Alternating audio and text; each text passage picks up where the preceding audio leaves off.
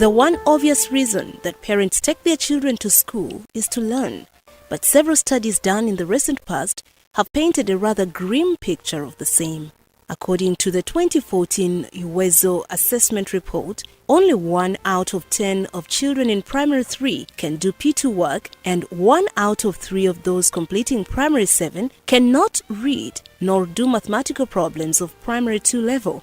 The report lists Arua district among the worst performing in terms of literacy and numeracy. I recently visited Awindiri Primary School, one of the many selected for the 2015 assessment of children's learning.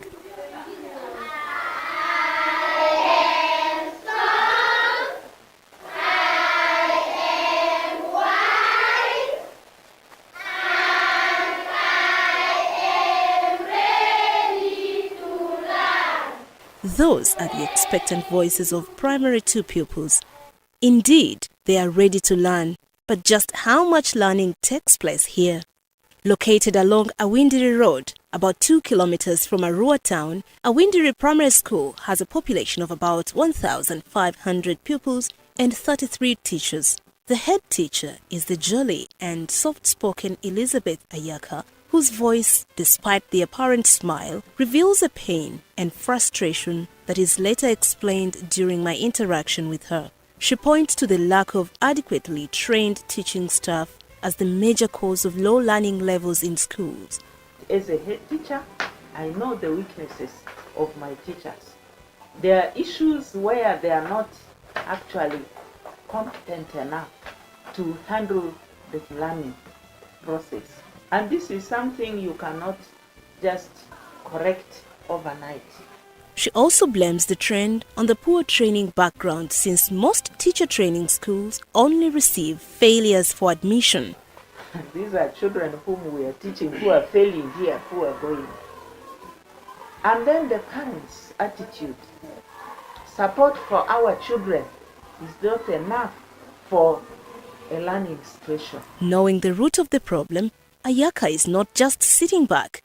She's encouraging her teachers to go for refresher courses, but she does not blame the poor levels of learning entirely on the teachers. She says the home environment and the parents' role too come into play and must not be ignored. Since the child's learning starts right from home, I chose to follow up some of the children in the randomly selected households in Awindiri village. On a rainy morning, I embarked on the journey with 2 UWEZO volunteers. As part of the assessment, the pupils are subjected to a simple primary 2 test. One of them involved reading a short passage and answering questions.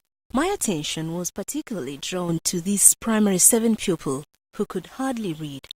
I love my country, Uganda. The colors of a national flag are black, yellow, red. My country, Uganda, is a nice place to stay in. She is not alone.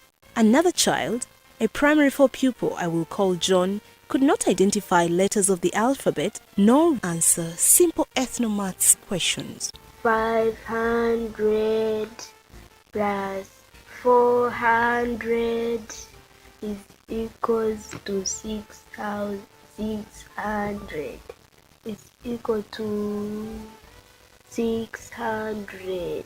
Gladys Alonyo, a parent and local council chairperson, acknowledges the gravity of the problem, but quickly adds that all hope is not lost if only parents could play an active role in the education of their children. And from a wider perspective, President Yoweri Museveni acknowledges that the problem is not unique to Uganda. While speaking at a convocation lecture in Nigeria last year, President Yoweri Museveni attributed Africa's underdevelopment to poor human capacity building, tracing its roots in schools. It is only a partial achievement if you have literacy and numeracy, but the children have no skills. We have seen above how some countries, without natural resources, are able to rely heavily on the human resource to achieve high levels of prosperity and growth. At regional level, the EAC recognizes the gravity of the problem which the Principal Education Officer, Mr. Aloysius Chebet, blames for the mismatch between the job market and the quality of graduates. Because, well, let's take the university to be like a computer.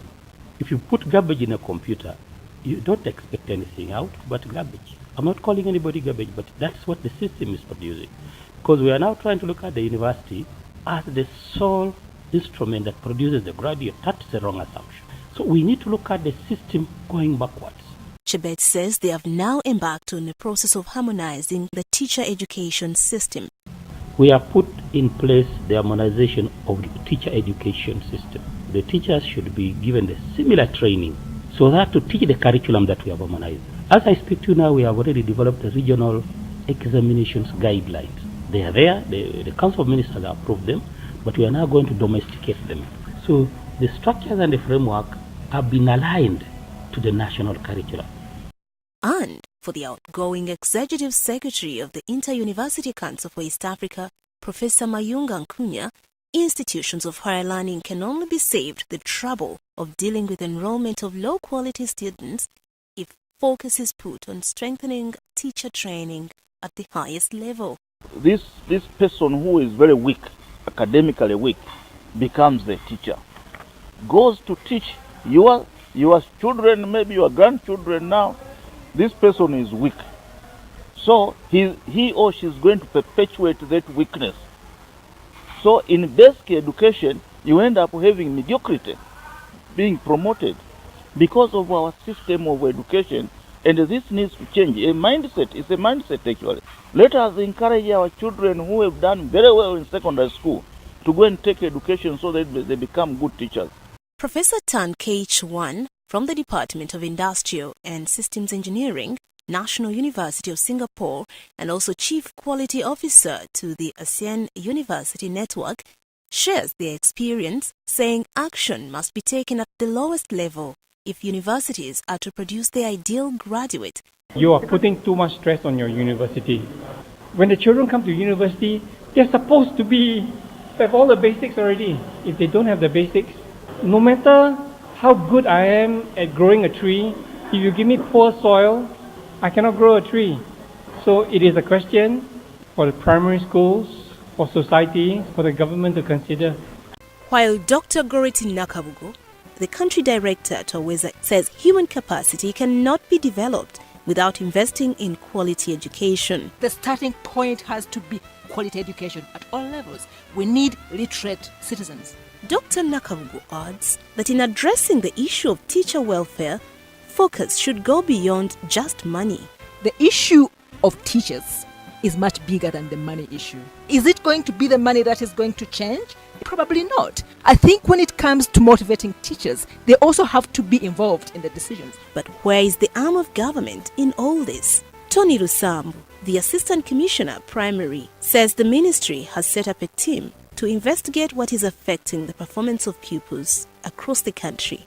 Meanwhile, other ministry officials think the answer lies in reviving school management committees. For KFM, I'm Catherine Ageno.